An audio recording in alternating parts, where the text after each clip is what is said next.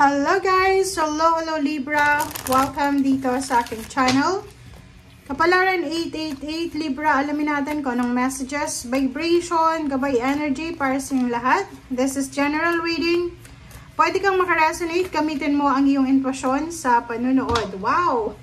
Congratulations sa iyo Libra. Alam mo yung mga readings mo, sobrang positive for maybe simula February ata yun. Sobrang positive. Okay, first card natin is Health and Healing from Hilarion. Lakshmi, Flow of Prosperity. So, dito sinasabi ng bara sa'yo dito, Libra, na if you are experiencing physical health problems, ano pa ba yung mga experiences nyo? Financial, spiritual, emotional problems na kailangan ng healing.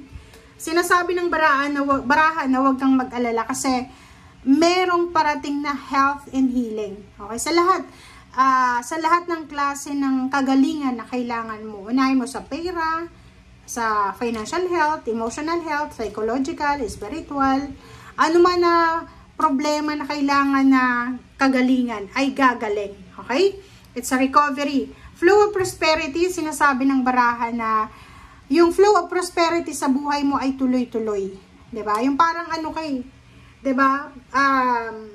Parang outstanding student, diba? Outstanding employee, na yung blessings mo tuloy-tuloy. Diba? Ang galing naman, Libra. Congratulations sa inyo. So, dito sinasabi ng Libra na welcome the flow of prosperity na continuous. Welcome the health and healing.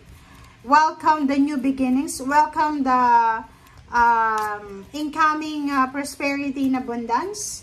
And welcome mo na yan lahat, Libra. Okay? Okay, Enchanted Forest. Diba? So, welcome mo din, Libra, yung mystery, unexpected, magic, and excitement. So, maybe new relationship, maybe new job, new career. Maraming new ang possible. Milagro ang possible na darating sa'yo, Libra. So, congratulations sa inyo. Okay? So, yung Enchanted Forest na yan, hindi lahat ng kumbaga, Libra, ay nabibiyayaan ng, kung halimbawa, unexpected, diba? But, para sa'yo, sinasabi ng bara sa'yo na may milagro. Okay? Maraming parang unexpected na events ang posibleng darating sa'yo.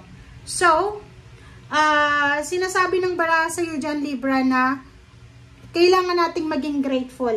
Maging grateful, maging thankful tayo sa lahat ng blessings na, kumbaga, isa-shower sa atin ng universe. Okay? Okay. So, next naman, kung makikita mo dito sa Flow of Prosperity, sinasabi ng flow of prosperity na yung flow ng money, yung flow ng energy, depende yan sa atin eh. Kasi minsan, marami tayong mga blessings, marami tayong mga pagpapala, biyaya na hindi natin masyadong na-appreciate. Diba? So, dito Libra, sa baraha mo, sinasabi ng baraha sa'yo dyan na anuman ang blessings, anuman ang flow na yan na darating sa'yo, appreciate it. Okay? Appreciate it. Okay? And, yung mga unexpected na yan, minsan, hindi tayo welcome sa mga unexpected. Kasi, merong mga Libra na masaya na sila kung ano yung meron sila. Yung parang contented sila sa kung ano yung meron sila, na hindi na sila masyadong expectant. So, sa'yo, sinasabi ng bara sa'yo dyan, na wag mong ilimit yung sarili mo, 'di ba? Wag mong masyadong ilimit yung sarili mo sa kung ano lang yung nandiyan, okay? Limitless yung yung blessing. So dapat 'yun, wag tayong masyadong makontento. 'Yun lang sa energy mo kasi may iba na sobrang hindi makontento pero ikaw kabaliktaran. Masaya ka na eh. Masaya ka sa kung ano yun lang yung meron sa'yo. Diba? Strength. So, physically, mentally, spiritually, financially, you will get the strength, you will get the power, you will get the stability and balance. So, kung makikita mo dito sa Magician, sinasabi na same energy dito, na may mystery, may magic, may excitement na pwedeng maramdaman ka. Yung iba sa inyo dyan, financially and emotionally, sobrang magiging stable ang takbo ng buhay mo. Pera, hindi ka masyadong mamumroblema. Emotion, hindi ka masyadong mamumroblema. This is the fruits of your labor. Diba? So, kung makikita mo dito, Libra, unexpected money, unexpected emotion, feelings, happiness, joy, ang posibleng maramdaman mo by the end of May. Sinasabi ng Baraha dito na isang unexpected na pag-shower ng pera, pag-shower ng emotion, unexpected support, financial support or emotional support. Wow! Major Arcana, Major Arcana. Diba? Okay. So, dito naman sa last 5 cards, sinasabi ng Baraha sa'yo na the Chariot, there's progress. May progress, may transformation. Maybe may travel plans. Maybe may magpapatayo ng bahay, magpaparenovate. May new business idea kaya pwedeng i-manifest. Madadagdagan yung obligations mo. Pwedeng may salary increase, higher position, may travel, diba?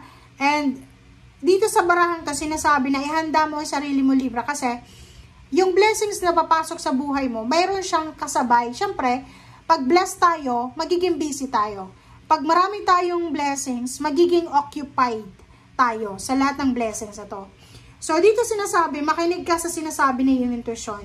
Trabaho, trabaho, trabaho. Napakaraming job offers na posibleng darating sa'yo, Libra. So, if you're looking for a job, new job, kung bago kang graduate, or matagal ka nang unemployed, sinasabi ng Baraha dito na lumapit ka, hanapin mo kung ano talaga yung gusto mo. Hindi kung ano lang yung naandyan. Kasi, the universe is super generous sa'yo. Ibibigay niya lahat ng heart's desires mo. So, kung hindi ka masyadong naniniwala sa magic, hindi ka talaga mabibigyan. But if you believe in magic, if you believe in mystery, ibibigay yan sa'yo ng universe 100%. Trabaho to, tingnan mo, may new job, new career, na posibleng nakakatakot siya. Kasi maybe new assignment siya. Like, may isang unexpected na job offer sa'yo na parang may isip mo, kaya ko ba to?